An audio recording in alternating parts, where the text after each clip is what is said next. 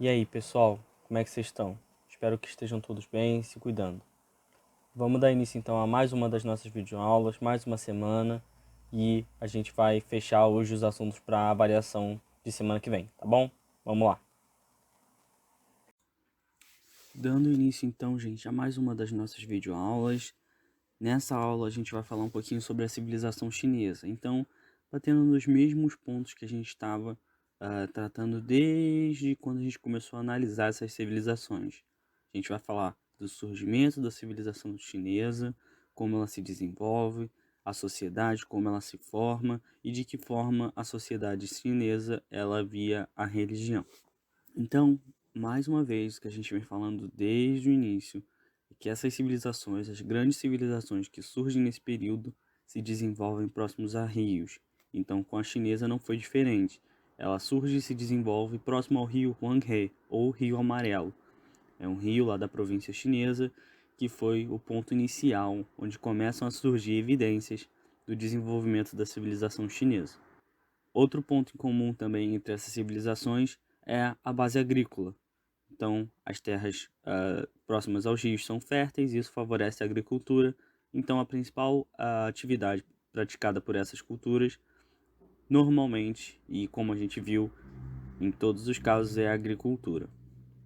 A forma de governo era bastante parecida com a que a gente viu no Egito e na Mesopotâmia. Era uma monarquia teocrática, onde o rei ou o imperador ele se dizia filho dos deuses, então isso dava a ele o direito de governar sobre os outros. E na China a gente vai ter uma característica que os governantes chineses eles se dividem por dinastias.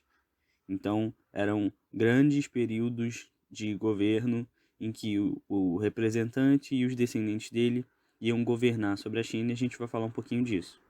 Quando a China ela começa a surgir, a se desenvolver, existem várias dinastias que começam a surgir. Então, uma dinastia vai comandar um pedaço do território ao norte, outra vai comandar ao sul. Então, surgem algumas, mas nenhuma consegue unificar o território chinês como o que fez a dinastia Qin.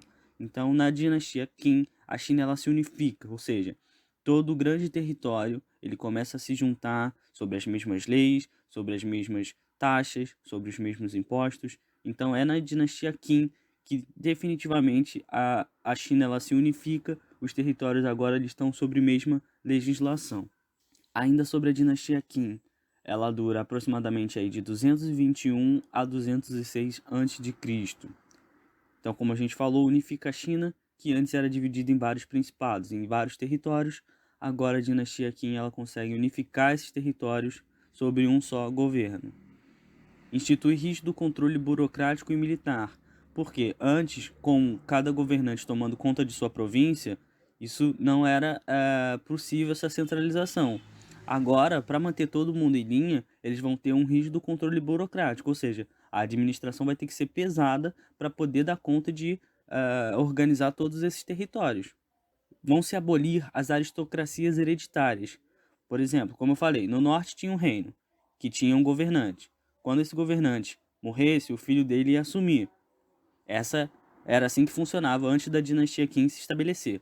Quando a dinastia Qin se estabelece, essas aristocracias hereditárias elas acabam. Aquele cara que antes tomava conta do território não vai mais tomar conta do território. Quem vai dizer quem vai governar aquele local, aquele território, vai ser o imperador. Então, o imperador da dinastia Qin vai indicar alguém, algum oficial, alguém de confiança dele, para tomar conta de uma outra província. Uma província no norte, uma província no sul. Então, para fazer esse controle, ele vai indicar alguém de confiança. O imperador vai indicar alguém de confiança. Só que aquele território, antes da dinastia Qin se estabelecer, tinha uma ordem de sucessão. Tinha o aristocrata, que tomava conta do território, e quando ele morresse, o filho dele assumiria. Agora que o imperador está governando todo esse território, ele vai mudar as coisas. Então esse aristocrata, ele ainda vai ter influência dentro daquela região, mas ele não vai ser o governante oficial. Esse governante vai ser indicado pelo imperador. Gravem essa informação, porque isso vai ser relevante daqui a pouquinho. Então agora que é uma grande província, com o imperador tomando conta de uma grande área de territórios, eles vão começar a criar rede de estradas, para ficar mais fácil viajar entre províncias para poder facilitar o trajeto ali entre as províncias. É durante a dinastia Qin também que começa a construção da Grande Muralha da China, que existe até hoje, é um grande ponto turístico, é possível visitar. É nessa época que se começa a construir a muralha, visando a questão da proteção contra povos invasores, povos que vinham de fora. Eles usam fortificações que já existiam ali nas fronteiras da China, e eles unificam essas fortificações através de uma grande muralha, justamente com o intuito de se proteger de invasões. A dinastia Qin ela vai entrar em declínio depois de vários anos por causa dos altos impostos e da insatisfação geral da população. Então a galera mais pobre, os camponeses, eles estão insatisfeitos por causa dos altos impostos. E a gente vai ter outra parte da população que também vai estar insatisfeita. Lembra daqueles caras que tinham poder, que tinham o governo de uma região, e agora com o imperador eles perderam esse cargo? Isso vai gerar uma insatisfação nesses caras. Antes eles eram governantes de um território, eles tinham o poder sobre aquele território, e agora eles foram substituídos por um cara que foi indicado pelo imperador. Então isso gera uma insatisfação, e aí a dinastia Qin ela vai entrando em declínio, e vai entrando em declínio, até o momento em que ela vai ser substituída por outra. Com a instabilidade da dinastia Qin, ou seja, com todas essas pressões, toda a questão econômica, as pessoas elas estavam insatisfeitas com a maneira que a dinastia Qin governava a região. Vai surgir um cara, o Liu Bang, e ele vai derrotar o imperador e estabelecer a dinastia Han. Então, por causa de todos esses problemas que estavam rolando durante a dinastia Qin, esse cara, o Liu Bang, vai surgir, vai ver essas dificuldades que o imperador da dinastia Qin está enfrentando, vai publicamente se levar contra esse cara e vai eventualmente acabar com a dinastia Qin e estabelecer a própria dinastia, que vai ser a dinastia Han. Durante a dinastia Han vai se expandir o confucionismo. A gente vai falar um pouquinho melhor disso quando a gente vê as religiões. Mas nesse primeiro momento é bom a gente destacar que o confucionismo era uma prática religiosa, filosófica, e durante a dinastia Han isso vai se expandir. Eles estendem ainda mais as fronteiras, então eles vão cada vez mais tomando mais territórios para aumentar a área de atuação deles. Então eles vão tentando expandir as fronteiras cada vez mais. Por causa dessa expansão, eles vão entrar em contato com outros povos que viviam ali na região do Oriente Médio, fosse ali o Nordeste da Europa. Então eles vão entrar em contato com esses povos e vão estabelecer relações de comércio. Então, antes a China, durante a dinastia Qin, ela tinha essas grandes estradas dentro do próprio território. Durante a dinastia Han e o contato com esses outros povos, eles vão utilizar essas estradas que eles já tinham, vão expandir elas para estabelecer essas relações de comércio, principalmente com a Europa. Essas rotas de comércio entre a China e a Europa vão ficar conhecidas como Rota da Seda, porque seda era um dos principais materiais, um dos principais itens que eles comerciavam nesse trajeto. Então, a dinastia Han ela se expande nesse quesito, ela começa a estabelecer relações de comércio com outros povos, enquanto que durante a dinastia Qin era um governo mais fechado. E graças a essa abertura da China para essas relações de comércio, a religião budista vai chegar na China e parte da população vai aderir ao budismo. Mas de novo vão surgir problemas na dinastia Han. Devido aos altos impostos e à incompetência administrativa, a China se fragmenta. Então, o que acontece? A dinastia Han não estava dando conta de administrar todos os territórios. Lembra que, além dos territórios que ela já tinha, ela se expande ainda mais, ela amplia as fronteiras. Então, um território muito grande, difícil de controlar, isso vai levar a problemas administrativos, à insatisfação das pessoas, e aí a China vai se fragmentar, facilitando a invasão de povos estrangeiros. Ou seja, um cara de uma província no norte não está satisfeito com a forma que a dinastia Han está governando. Então, ele vai se separar da dinastia Han, vai fundar a própria dinastia dele, porque ele não concorda com como a dinastia Han está governando a China. Outro cara no sul vai fazer a mesma coisa. E logo, a dinastia Han, ela vê a sua queda nessa questão. Tá cada um fazendo um negócio diferente. Os caras estão declarando dinastias diferentes em várias partes da China, fragmentando assim o governo e o poder da China, e isso vai facilitar a invasão de povos estrangeiros.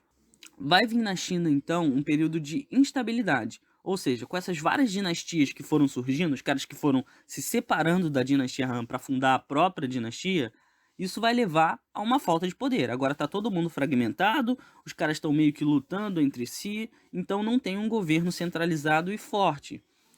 E aí vão se estabelecer na China, inclusive, ditaduras não chinesas, já que a China, nesse período, ela vai ser invadida por povos estrangeiros, em especial os hunos, e aí eles vão tomar parte do território, vão meio que absorver parte da cultura chinesa e vão estabelecer dinastias desses povos dentro do território chinês. Só que, graças a essa fragmentação que houve, eles não conseguem mais centralizar o poder como as dinastias anteriores, a Qin e a Han, fizeram. Então, agora a gente tem uma China totalmente fragmentada, com várias dinastias, cada um fazendo uma coisa diferente, cada um tomando conta do seu próprio território, inclusive dinastias não chinesas. Vai surgir uma nova dinastia que vai conseguir unificar esses caras de novo. Então vai pegar todos esses caras que estão separados e vai conseguir unir eles mais uma vez, que vai ser a dinastia Sui. Então esses caras vão restabelecer o poder centralizado. Eles vão unir a galera que se separou durante a dinastia Han. Eles conseguem fazer esse trabalho de unificação, mas eles logo são vítimas de uma revolta, que vai ser liderada pelo Li Wan. E esse cara, liderando essa revolta, por não concordar com algumas medidas adotadas pela dinastia Sui e também querendo tomar o poder, esse cara vai fazer uma revolta e eventualmente tomar o poder e vai fundar a dinastia dele, a Tang.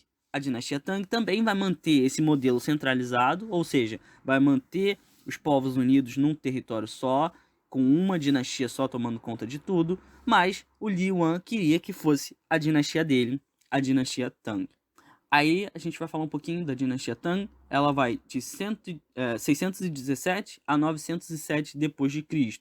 Ela vai se caracterizar por fortalecer a administração, ou seja, justamente a questão dos territórios que antes se separaram, justamente porque a administração não estava legal. Agora que os territórios se uniram de novo, um grande foco vai ser manter a administração no nível legal, no nível decente, para que não haja fragmentação novamente. Então, manter o poder centralizado, tomar medidas administrativas para manter os territórios bem supridos, manter os territórios felizes, para que não haja fragmentação de novo.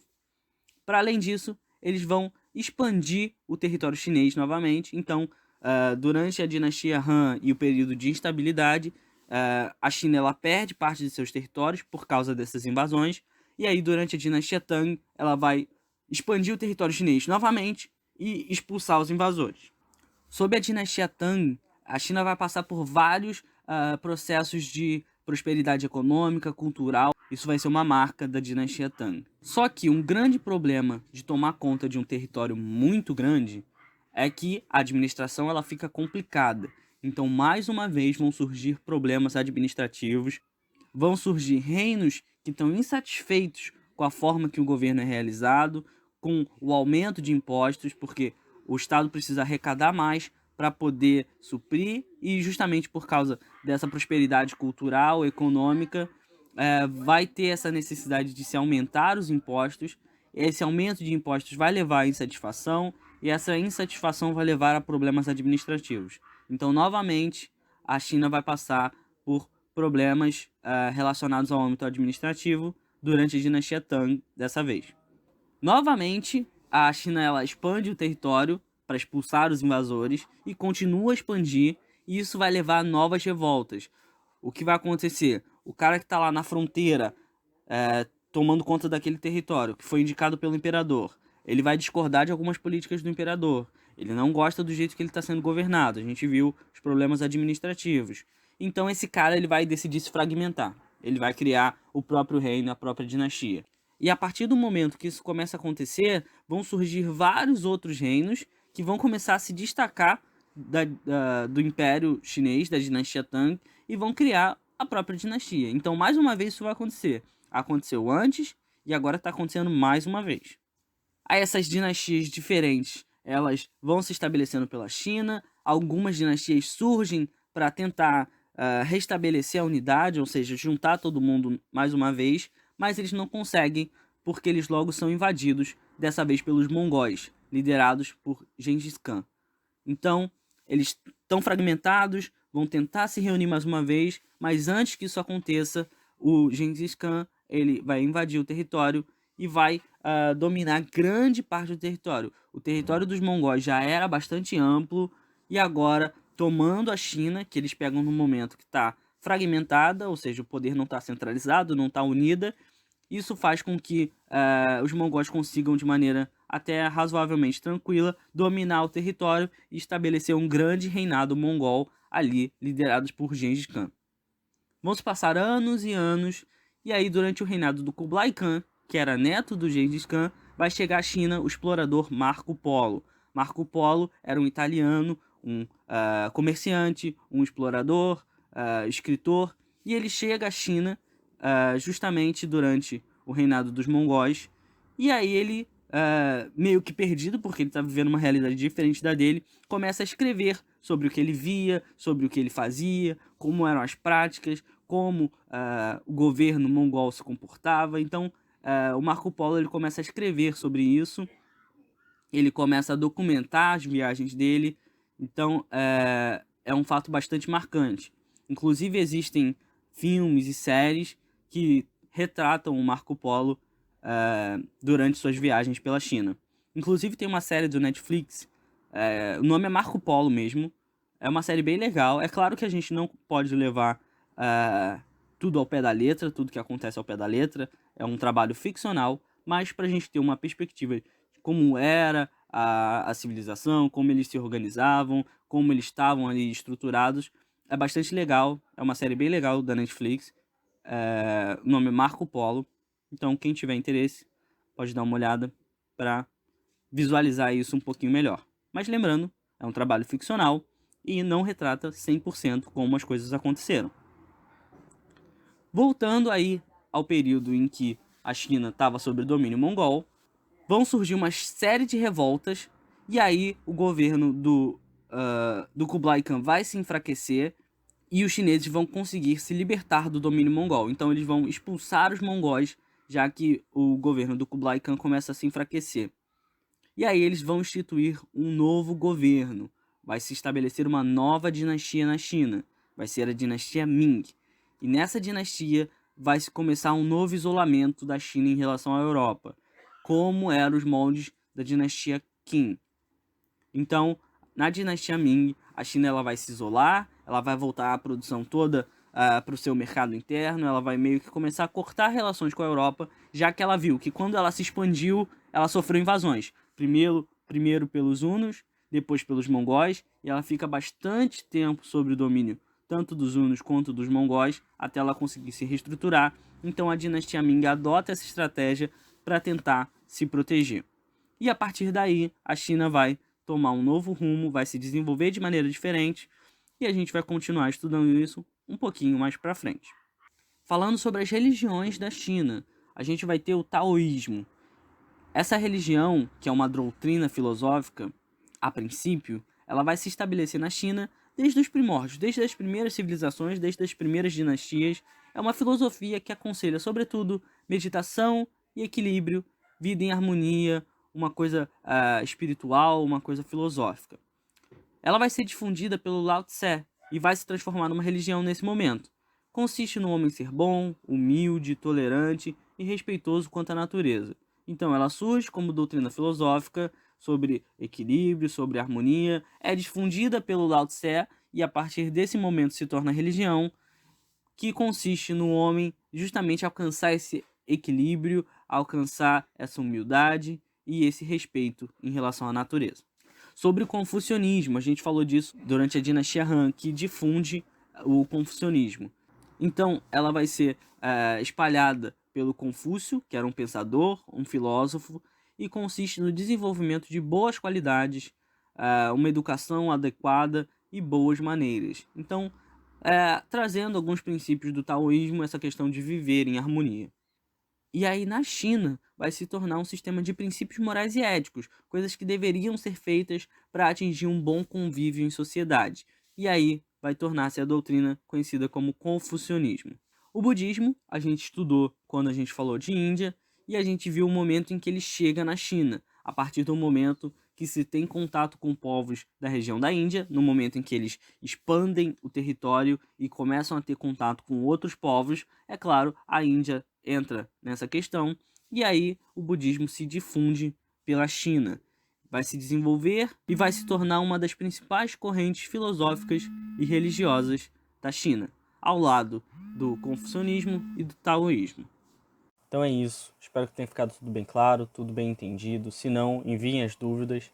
Semana que vem é a nossa avaliação, então estudem bastante. Eu vou deixar em anexo também um arquivo com os conteúdos que vão cair. Estudem, estudem, estudem e boas provas semana que vem, tá bom? Um abraço. Tchau, tchau.